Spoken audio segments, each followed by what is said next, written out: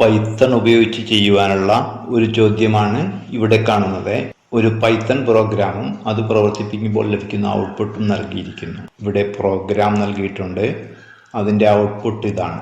ഈ ഔട്ട്പുട്ടിനെ രണ്ടാമത് ഇവിടെ കാണുന്ന ഔട്ട്പുട്ടാക്കി മാറ്റേണ്ടതുണ്ട്.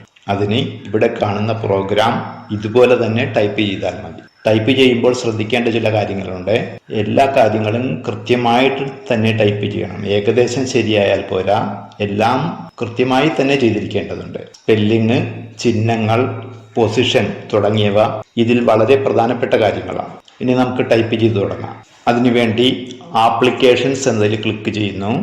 പ്രോഗ്രാമിംഗ് എന്നതിന് നേരെ ഐഡിൽ എന്നതിൽ ക്ലിക്ക് ചെയ്ത് ഐഡിൽ ജാലകം തുറക്കുന്നു. ഇതിലല്ല നമ്മൾ ടൈപ്പ് ചെയ്യേണ്ടത്.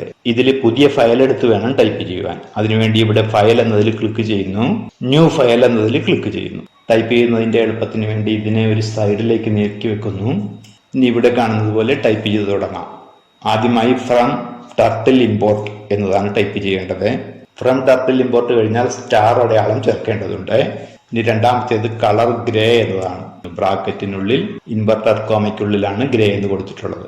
അത് ടൈപ്പ് ചെയ്യുന്നതിന് വേണ്ടി എൻ്റർ കീയിൽ അമർത്തിയതിന് ശേഷം ടൈപ്പ് ചെയ്യുന്നു. കളർ ഗ്രേ എന്ന് ടൈപ്പ് ചെയ്തു. ടൈപ്പ് ചെയ്യുമ്പോൾ ഇടതുഭാഗത്ത് സ്പേസ് ഒന്നും നൽകിയിട്ടില്ല. അത് പ്രത്യേകം ശ്രദ്ധിക്കേണ്ടതുണ്ട്. ഇവിടെ ചോദ്യത്തിൽ സ്പേസ് പോലെ തോന്നുന്നുണ്ടെങ്കിലും ഇവിടെ ഇടതുഭാഗത്ത് സ്പേസ് നൽകിയിട്ടില്ല. ഇനി അടുത്തത് ബിഗിൻ ഫിൽ എന്നതാണ്. ബിഗിൻ അണ്ടർസ്കോർ ഫിൽ എന്നാണ്. എൻ്റർ കീ അമർത്തിയതിന് ശേഷം ഇവിടെ അത് ടൈപ്പ് ചെയ്യുന്നു. ബിഗിൻ അണ്ടർസ്കോർ ഫിൽ എന്ന് ടൈപ്പ് ചെയ്തു. ഇതിന്റെ അവസാന ഭാഗത്തുള്ള ബ്രാക്കറ്റുകൾ ശ്രദ്ധിക്കുക. ഇനി എൻ്റർ കീ അമർത്തുന്നു. 4i in range എന്ന ഭാഗം ടൈപ്പ് ചെയ്യുകയാണ്. 4i in range എന്നത് ടൈപ്പ് ചെയ്തു. ഇതിന്റെ അവസാന ഭാഗത്തുള്ള ചിഹ്നം ശ്രദ്ധിക്കുക. കോളൻ ചിഹ്നമാണ്. സെമി കോളൻ ചിഹ്നം പോരാ. സെമി കോളനാണ് നൽകുന്നതെങ്കിൽ പ്രോഗ്രാം പ്രവർത്തിക്കുകയില്ല. അത് മാത്രമല്ല, ഇനി ഇവിടെ എൻ്റർ കീയിൽ അമർത്തി കഴിയുമ്പോൾ മൗസ് പോയിന്റർ എത്തി നിൽക്കുന്ന ഒരു പൊസിഷൻ ഉണ്ട്. ഇവിടെ ശരിയായ രീതിയിൽ ടൈപ്പ് ചെയ്ത് കഴിഞ്ഞാൽ, അതായത് ഇവിടെ ഈ ചിഹ്നം ശരിയായ രീതിയിൽ ടൈപ്പ് ചെയ്ത് കഴിഞ്ഞാൽ മൗസ് പോയിന്റർ ഇതുപോലെ ശരിയായ സ്ഥാനത്ത് തന്നെ വന്നു നിൽക്കുന്നതാണ്. ഇനി ഇവിടെ നിന്ന് വേണം ടൈപ്പ് ചെയ്ത് തുടങ്ങാൻ.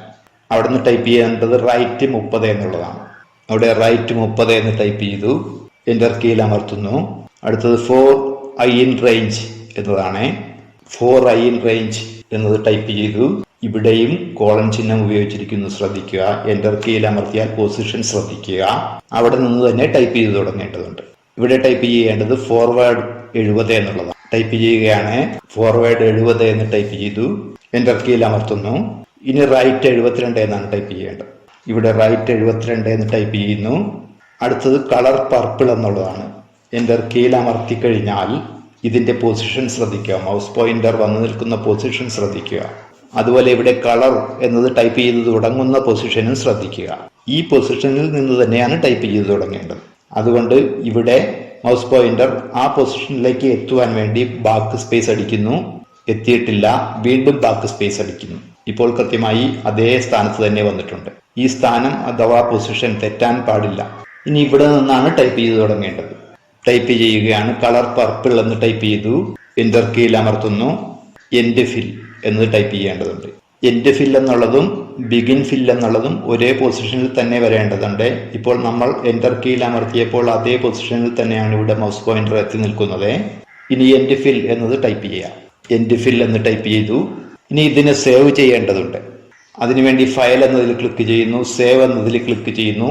exam10 എന്ന ഫോൾഡറിലാണ് സേവ് ചെയ്യേണ്ടത്. ഇവിടെ exam10 എന്ന ഫോൾഡർ തിരഞ്ഞു കണ്ടുപിടിക്കേണ്ടതുണ്ട്. exam10 ഇവിടെയുണ്ട്. അതിൽ ഡബിൾ ക്ലിക്ക് ചെയ്യുന്നു. ഇപ്പോൾ exam10 ഫോൾഡർ ഇവിടെ വന്നിട്ടുണ്ട്.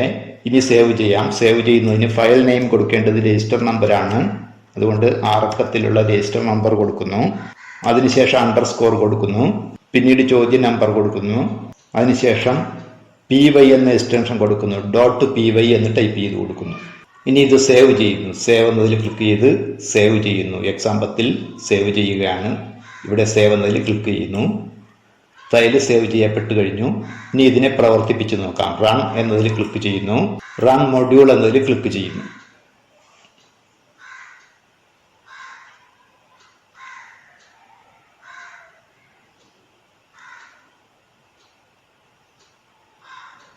ചോദ്യത്തിൽ പറഞ്ഞതുപോലുള്ള ഔട്ട്പുട്ട് ഇവിടെ ലഭിക്കുന്നുണ്ട്.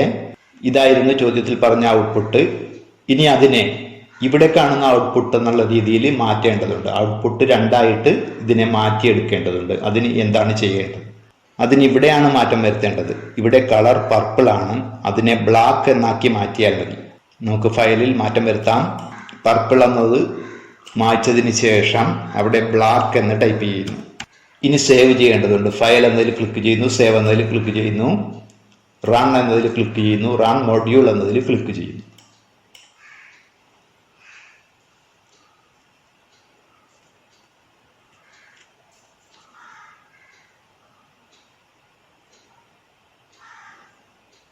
രണ്ടാമത് പറഞ്ഞ ഔട്ട്പുട്ട് ഇവിടെ നമുക്ക് ലഭിച്ചിട്ടുണ്ട്. ചോദ്യം നമ്മൾ ചെയ്തു കഴിഞ്ഞു.